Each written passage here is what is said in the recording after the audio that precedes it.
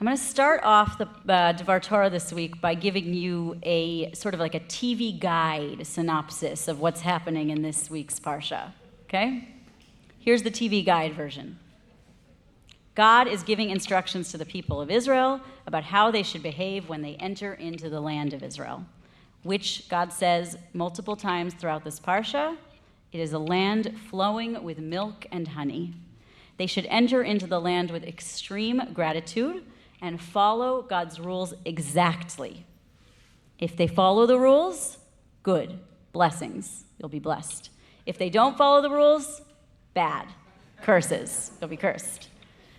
And the curses are not easy curses. They are pretty dire. So I'm going to just read out just a few so you get a sense of what the curses feel like, because each time I come into contact with this Parsha, each year, I feel newly horrified and sort of repulsed. So here's some of the curses. If you build a house, you will not be able to live in it. If you plant a vineyard, you will not harvest it. A people you do not know will eat up the produce of your soil and all your gains. You will be abused and downtrodden continually. Though you take much seed out of the field, you will gather in little, for the locust will consume it. Though you plant vineyards and till them, you will have no wine to drink or store. Though you have olive trees throughout your territory, you shall have no oil for anointment, for your olives shall drop off. All of these curses shall befall you. They shall pursue you and overtake you until you are wiped out, because you did not heed the Lord your God and keep God's commandments and laws. Okay, so sufficiently terrifying, right? And I have to say, it feels a little harsh that we're in the month of Elul, gearing up for Yom Kippur, and we're now reading this Parsha about how bad it is to screw up, how catastrophic it could potentially be for us. So I don't know if this was true for any of you, but I'm just going to say the pieces again. Going into a promised land, needing to follow God's rules exactly. If you do follow them, things will be good. If you don't follow them, things will be bad. And it brought to mind a different story. For me, it brought to mind the creation story, an echo of sort of Gan Eden, the story of Adam and Chava. They're gifted also with this beautiful promised land, and they're told that all they have to do is not eat of the tree of knowledge of good and evil. They have one rule. That's it. And guess what? They didn't manage to follow it. So I find it interesting that in some ways God here is trying again with a new version of a promised land. Human beings didn't get it right the first time, so now we're trying a second time. But it makes me wonder, does God really expect us to get it right the second time?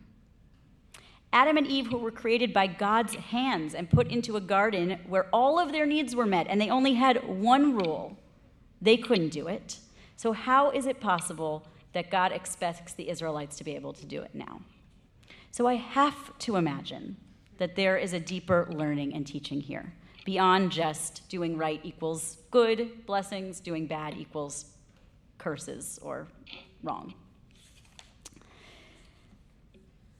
I read over the summer the book The Anxious Generation by Jonathan Haidt. I don't know if anybody else read it, but in that book, he paraphrases from Nassim Taleb, who wrote a book in 2012 called Anti-Fragile, Things That Gain from Disorder.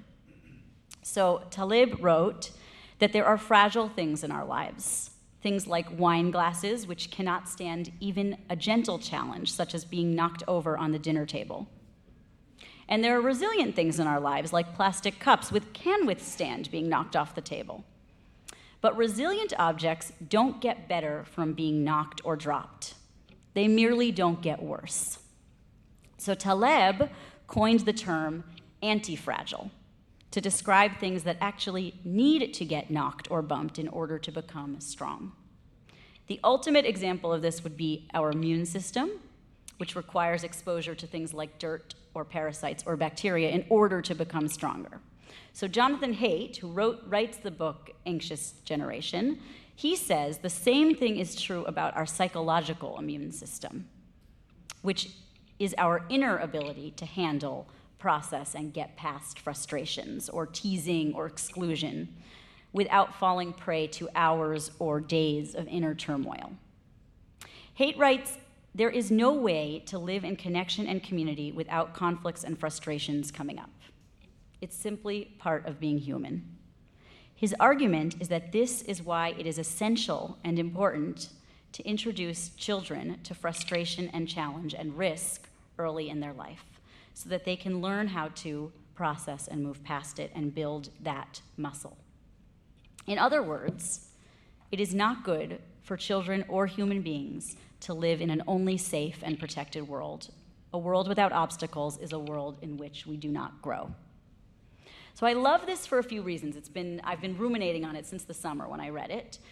One is that it helps give a lot of grace to all the times in our lives where we were teased or excluded or made to feel bad, which are genuinely painful. I don't want to take away from the pain of that experience, but it helps me at least be able to look at those moments and be a tiny bit thankful that I was exposed to some toughness. I had to go through that in order to become a person who could then grow to withstand that happening again. It's also kind of the anti-Gan Eden argument, right? That the Gan Eden world is no longer what we should maybe be pining for, and maybe not even a land of milk and honey. This view helps create space for gratitude for the bumps in the road. Life is not meant to be perfect or easy, or if it is, it creates a group of people who are unable to veer from the course, unable to take risks, unable to deal with setbacks, which are all pretty important skills in the project of getting through life. So I want to go back to Ki Tavo and the horrifying list of curses that God issues to the Israelites, and to the question, does God really think that we will be perfect and not stray from the path? It has literally been 40 years of wandering in the desert with nothing but straying from the path. So amazingly, many years before Jonathan Haidt wrote his book, The Anxious Generation, and many years before 2012, when Nassim Taleb wrote Anti-Fragile, there is actually a midrashic work, a midrash from Breshit Rabbah, that also talks about fragility and anti-fragility. Here's the midrash. It gives the example of a linen producer and says, when a linen producer's flax is inferior, he doesn't beat it extensively because it would break. But when his flax is of high quality, he beats it exceedingly because it continually improves through this process. Same thing with a potter or a ceramicist. When he wants to evaluate the products of his kiln, he doesn't test the fragile vessels. Why? It's because he would not be able to knock on one of them even once without them breaking. So which ones does he test? The sturdy vessels, because even if he knocks one of them several times, it will not break. So that's a pretty amazing parallel to what Taleb said in Anti-Fragile. But the Midrash adds one other thing. It says, it is also like this with God and God's people. When God wants to test God's creations, God doesn't test the wicked, God tests the righteous. So I have to believe that God knows that we will not get to the land of Israel and suddenly be perfect creatures who obey rules all of the time and are never tempted and never wrong. I have to believe that God knows we will be tempted and knows we will make mistakes, but wants to strengthen us going forward.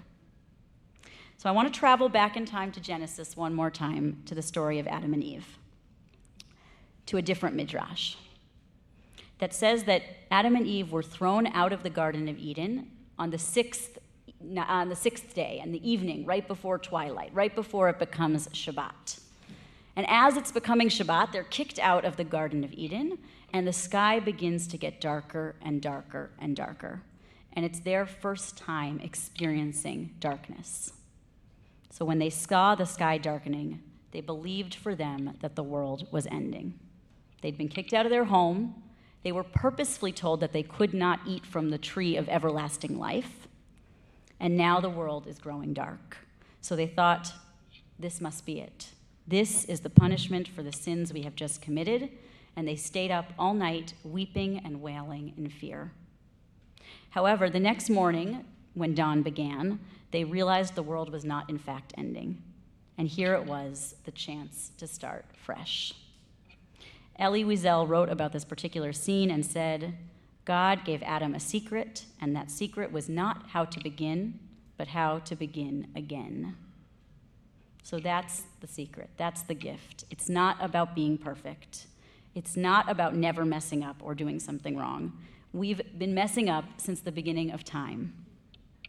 It's the knowledge that the messing up is part of the story, not something that takes us away from it. It's about not letting the screw-ups take us over and paralyze us in fear. It's about the trying to get back on course again. That's what helps turn us into better people. It's confronting our failures and our less beautiful parts instead of shielding ourselves from them and pretending that we still live in a Garden of Eden. That's what makes us the higher quality linen, or the anti-fragile vessel, or the version of Adam and Eve that don't believe that the world is ending, but instead go on to have the optimism to create the rest of humanity even after many mistakes. Shabbat shalom.